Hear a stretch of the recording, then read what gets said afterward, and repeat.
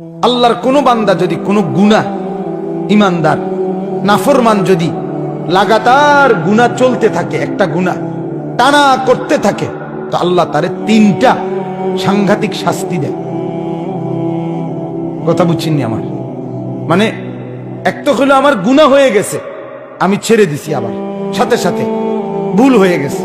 আরেকটা হলো গুনাহই আমার জিন্দেগি, আমি গুনাহটাকে, আল্লাহর এই নাফরমানিটাকে আমার জীবনের সাথে মিশাই ফেলছি। এটাই আমার ধারাবাহিক 10 বছর, 5 বছর, 20 বছর, 6 মাস আমি একই রকম নাফরমানি করছি।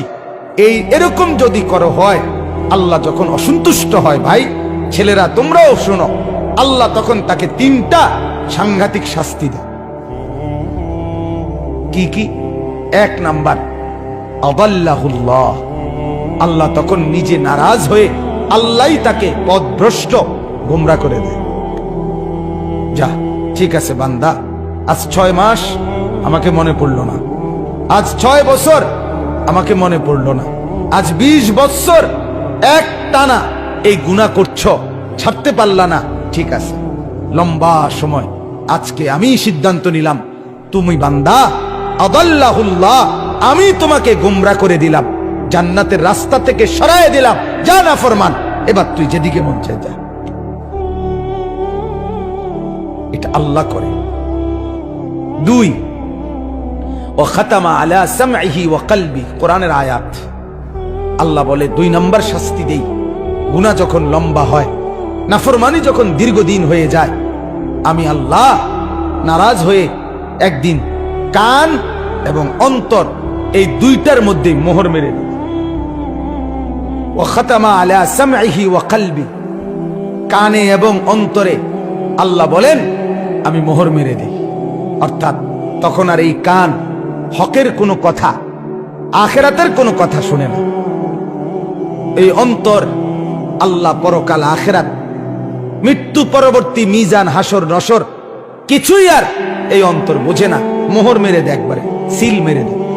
3, ওয়াজআলা আলা বাসারিহি গিশাওয়া, আল্লাহ বলে আমার নাফরমানি যখন বেড়ে যায়, আমি 3 নম্বরে চোখের সামনে পর্দা ফেলে দিই।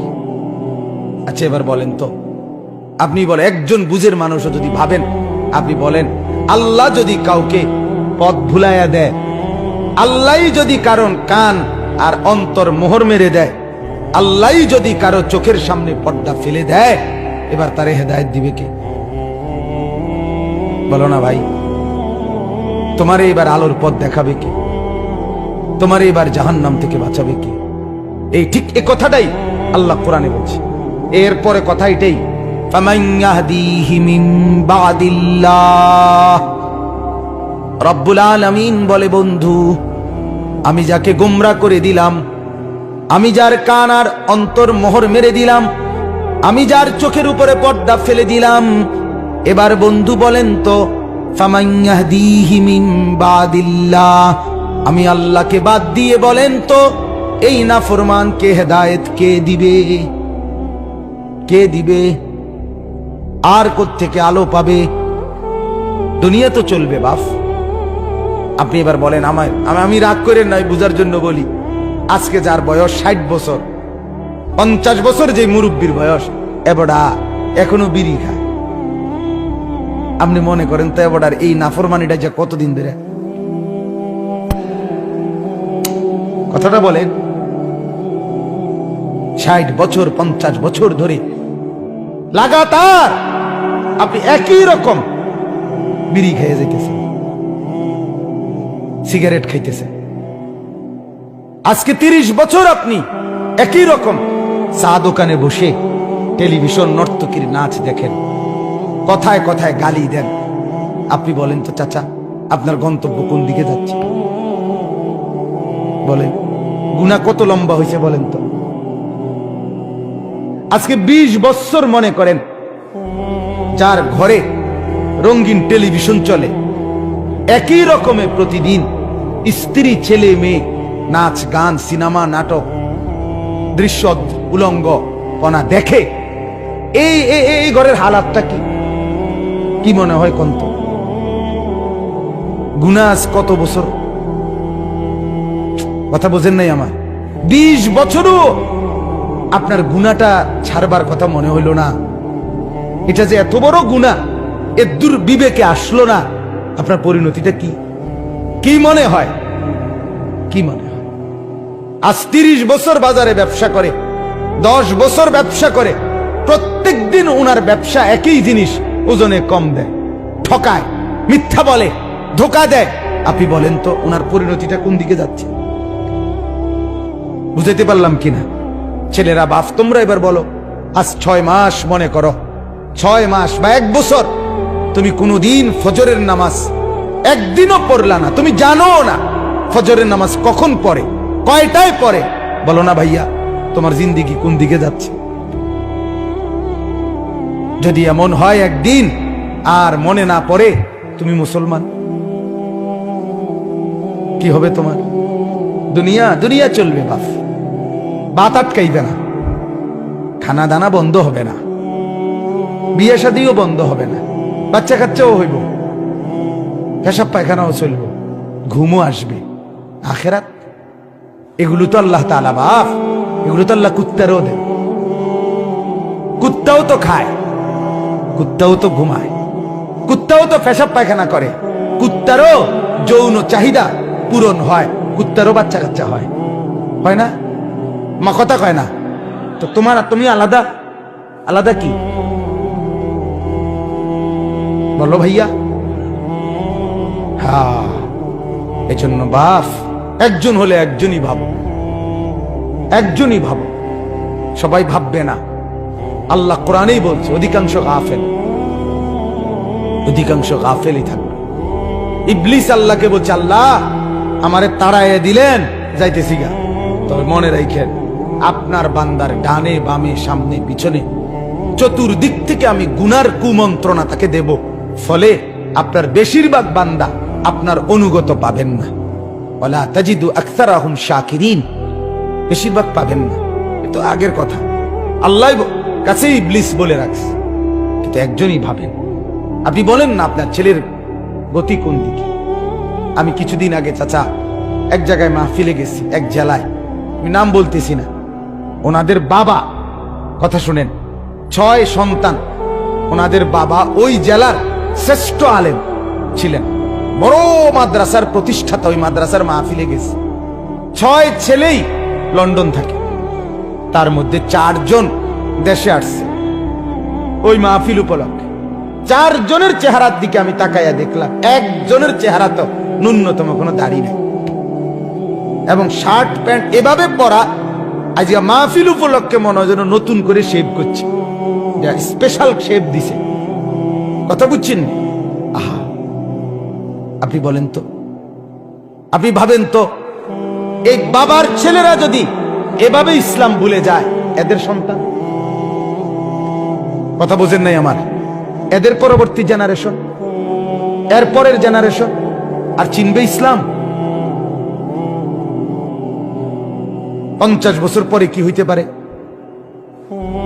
ছেলেরা এবার তোমরাও বলো ভাই, আমার অনুরোধ ভাই, আমি খুব বেশি আহাজারি করি, তোমরা এই ছেলেরা তোমরা বলো, তোমরা যদি জীবন এমন হয়, তোমাদের এই বয়সে তোমরা যদি সারা দিন মোবাইলেই ছবি দেখো, নাচ দেখো, গান দেখো, সিনেমা দেখো, নর্তকী দেখো, এক ওয়াক্ত নামাজ পড়তে যদি মন না চায়, তো তোমার সামনে যে জেনারেশন আসবে, আমি যেমন আমার বাবার ছেলে, আমারও তো এখন 4টা ছেলে মেয়ে, কথা বলেন না কেন? তো তোমার সামনে তো চিনেই আগামী 20 বছর পরে, আগামী 30 বছর পরে তোমরাও ছেলেরা, তোমাদেরও তো জেনারেশন আসবে। আল্লাহ চাহে তো তোমরাও তো বিয়ে করবে, তোমরাও তো ইনশাআল্লাহ সন্তানের বাবা হবে। তুমি ভাবো তো, তোমার আখলাক যদি এমন হয়, তো তোমার সন্তানটা কি করবে তখন? তুমি বাবা হয়ে যদি কোনদিন ফজরের নামাজ না পড়ো, ও তো চিনবেই না নামাজ, ও তো আখিরাত চিনবেই না, ও তো পরকাল চিনবেই না, ও তো আল্লাহ চিনবেই না। এজন্য দয়া করো, দয়া করেন বাবারা, আপনাদেরকেও বলি, আপনি আপনার ছেলের দিকে নজর দেন, মেয়ের দিকে নজর দেন, স্ত্রীর দিকে নজর দেন, এটা জিম্মাদারি। ফালিযালিকা ফাদউ, দাওয়াত দেন, আল্লাহর দিকে দাওয়াত দেন, তাহলে নিজের স্ত্রী, নিজের ছেলে, নিজের মেয়ে, নিজের পাড়া, নিজের মহল্লা, নিজের এলাকা, এক উম্মতের দায়িত্ব আমাদের তো শুধু এতটুকুও না, সারা পৃথিবী দাওয়াত দেওয়া, সমস্ত মানুষকে আল্লাহর দিকে ডাকা, এটাই আমাদের জিম্মাদারি। সেই ব্যাপক দায়িত্ব আমাদের, সেখানে আমরা কিছুই না করলে আল্লাহর কাছে কি জবাব দিব বলে?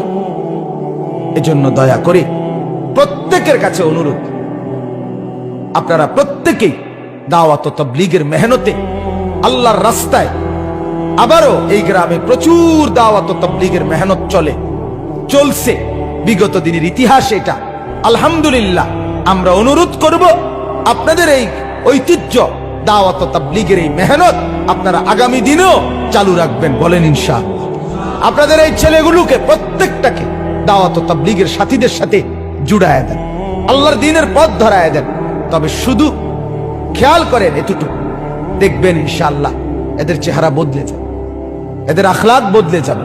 এরা মুসলমান, এদের বাবা মুসলমান, এদের মা মুসলমান। এরা জন্মের পরে কানে নর্তকীর আওয়াজ শুনে নাই, আজান শুনছে, গান শুনে নাই। এরা এদেরকে গুনাহ ভুলায় দিছে, নারীর ফাঁদ ভুলায় দিছে। ইনশাআল্লাহ ধুয়ে মুছে সাফ করে দিলে দিল আবার স্বচ্ছ আয়নার মতো পরিষ্কার হবে, আল্লাহর জন্য জান বাজি করে লড়বে ইনশাআল্লাহ। লড়বে এই ছেলেরাই লড়বে, এই ছেলেরাই লড়বে।